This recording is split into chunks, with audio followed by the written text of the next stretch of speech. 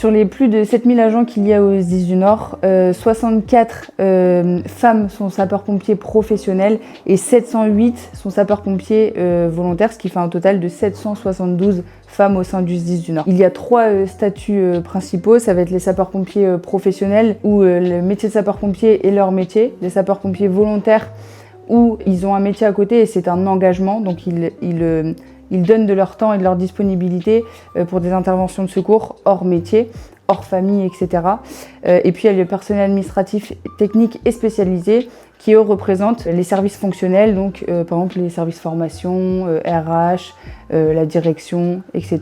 qui permettent aux sapeurs-pompiers de pouvoir intervenir sur le terrain. Le métier de sapeur-pompier a des exigences particulières et il est important de prendre en compte les enjeux de santé qui peuvent jalonner la trajectoire de vie des femmes, surtout dans ce métier particulier avec des risques nombreux et importants. Et dans un métier aussi exigeant que celui de sapeur-pompier, certaines contraintes professionnelles peuvent interagir avec leur trajectoire de vie, notamment la grossesse, le postpartum, la contraception, la ménopause, des douleurs pelviennes. Et il est nécessaire d'avoir une attention adaptée pour ces personnels. Et c'est dans cette perspective qu'a été créée l'année dernière, en 2025, au SDIS du Nord, l'unité de santé de la femme, composée actuellement de 2 sages-femmes sapeurs-pompiers volontaires, qui est rattachée donc au groupement santé de la sous-direction santé du SDIS du Nord pour les accompagner pendant ces périodes particulières. La société va présenter certaines problématiques, dont parfois les femmes qui vont se sentir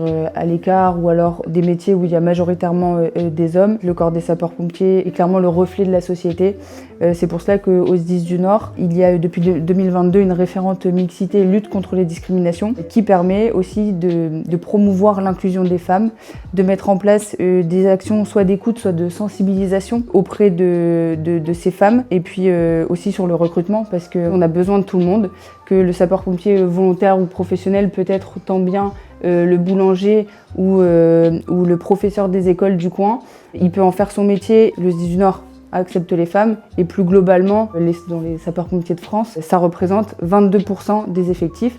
Nous, au SDIS du Nord, on est à plus de 12% des effectifs au total et pour cela, on accompagne le changement puisqu'il faut rappeler que les femmes sont dans nos rangs depuis 1976, donc c'était il n'y a pas si longtemps que ça. Et voilà, l'accompagnement est fait pour que tout le monde soit pris en compte, tout le monde soit bien dans les rangs et tout le monde puisse intervenir dans les meilleures conditions pour la population et ici pour les nordistes. Les missions qu'on leur demande sont les mêmes pour les hommes et les femmes, et d'un point de vue médical, l'aptitude et les textes d'aptitude sont les mêmes, même s'il y a des barèmes, notamment pour les indicateurs de conditions physiques qui sont différents.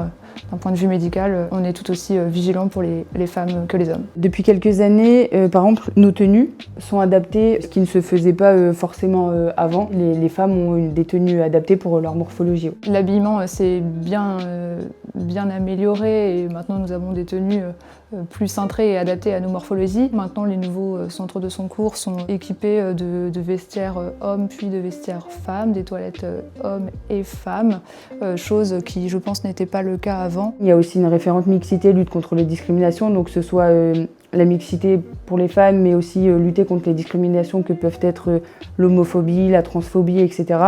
Que ce soit pour les personnes à qui on porte secours ou les agents dans nos rangs, il y a un accompagnement qui est fait, ça tend vers ça. Et puis on a une présidence et une direction qui a un message, c'est la tolérance zéro. Au moindre problème, il peut y avoir un déclenchement d'une enquête administrative en interne.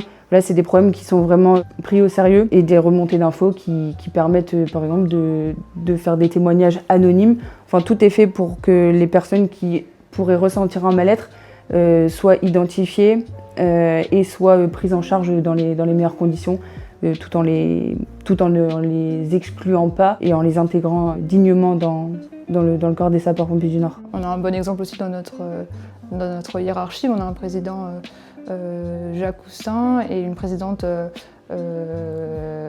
adjointe, Madame Béatrice Descamps. Donc on a aussi la mixité dans la hiérarchie. Madame Béatrice Descamps qui est première vice-présidente du SDIS du Nord, qui fait partie des élus qui administre le SDIS, qui elle est en charge aussi de la féminisation et de soutenir en fait les actions qui se font en interne par la hiérarchie, mais aussi par les élus qui aident à administrer le SDIS et à faire avancer certains projets comme celui-ci. Le message que j'aurais personnellement à passer, c'est n'ayez pas peur. Tout est fait pour que maintenant les femmes soient intégrées, incluses et dans de bonnes conditions. Il ne faut jamais s'excuser d'être une femme ou de représenter une minorité. C'est intéressant de voir ce que donne la mixité par exemple sur les interventions de secours, dans les administrations, pour porter des projets. Ça permet de s'ouvrir à d'autres choses, à d'autres horizons, et puis de rendre surtout les gens heureux de vivre un métier comme un engagement de sapeur-pompier qui est quand même un très très beau métier, parce que prendre soin des autres, c'est vraiment quelque chose de formidable. Il ne faut rien se refuser, je n'étais pas destinée à être